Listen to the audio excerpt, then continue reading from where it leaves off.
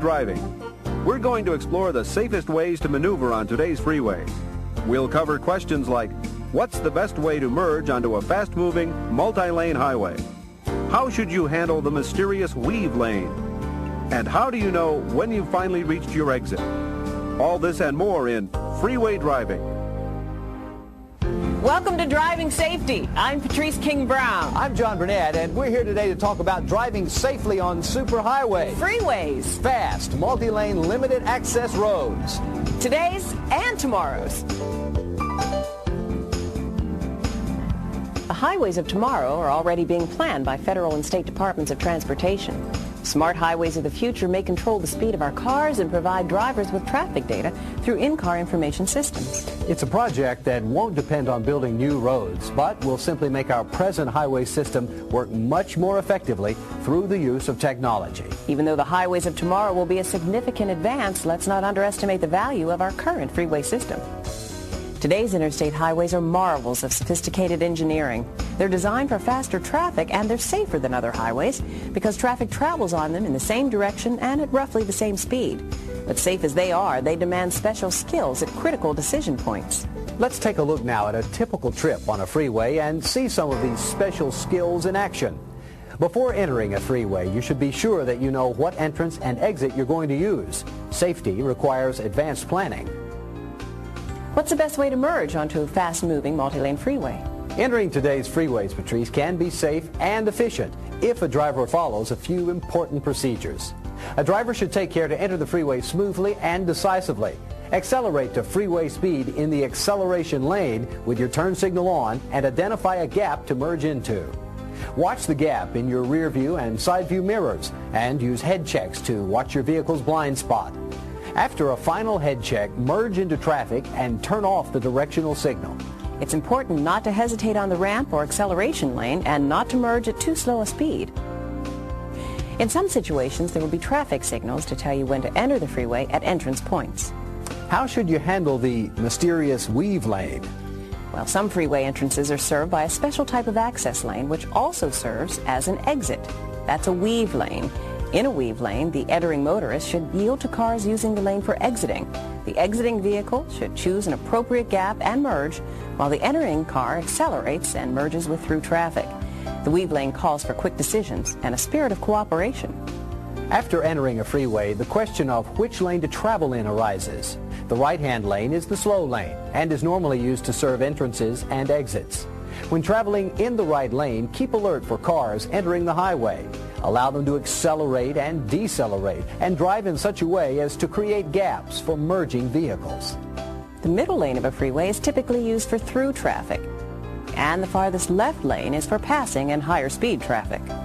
When driving on a freeway, check rear view and side view mirrors frequently. That way you'll always know where the cars around you are and which lanes you can move into should the need arise.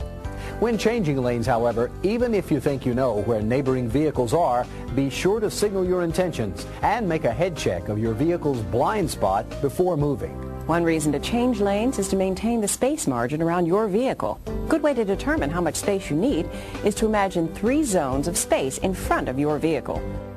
The first zone extends from the front bumper of your car to a point you will reach in 2 seconds. This is called the following distance. The second zone extends 4 seconds beyond that, and it's called the stopping zone, because 4 seconds is the shortest time in which you can stop your car when traveling at freeway speeds. The third zone extends 20 to 30 seconds in front of your vehicle, and it's called the visual lead distance. 20 to 30 seconds is the minimum sight distance you should allow in front of your car when traveling at freeway speeds. There should be similar distances between your vehicle and the following traffic, too, and a gap to your right or left, just in case you have to change lanes quickly to avoid trouble.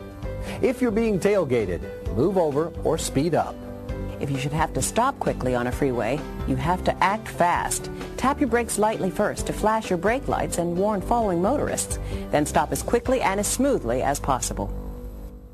Today's freeways are designed to give you all the information you need to make the quick decisions necessary for freeway driving. For example, occasionally one major freeway will separate from another at a junction not related to another exit. A driver must know which route he or she wants to follow and be prepared to move right or left to continue on to the chosen destination. These branchings are usually marked well in advance by diagram signs which show how the ramps are laid out. The main purpose of these signs is to prepare drivers for the lane changes they must make to find their chosen route.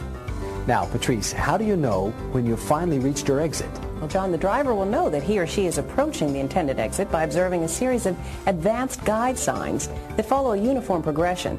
The first sign will typically show the name of an exit 2 or 3 miles in advance. There'll be another sign about a mile before the exit, and another 1/2 mile before the exit.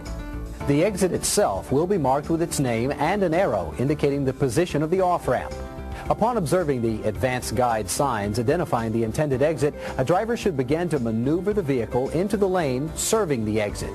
Most frequently, this will be the right lane, although occasionally there will be a left lane exit. Since exiting from a lane carrying faster traffic is more difficult, left-leading exits are clearly marked far in advance. Quick thinking is also necessary where a cross street is served by 2 closely spaced exits, one going north and one going south, for instance. Here again, the advanced guide signs give you all the information you need to know what to do. When you reach your exit, check your rear view and side view mirror.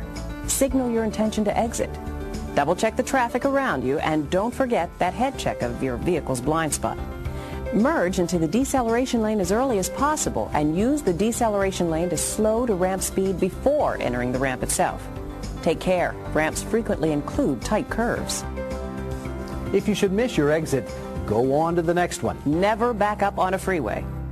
Let's take another look at a typical freeway trip. A careful driver knows the exits and interchanges before he or she starts out. In entering a freeway, choose a gap and enter the flow of traffic without hesitation.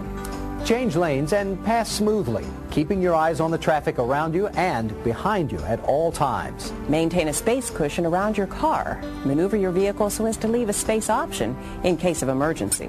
Use freeway signs to anticipate interchanges and exits. Signal your intention to exit and exit the freeway smoothly, using the deceleration lane to slow down to ramp speed before you enter the ramp.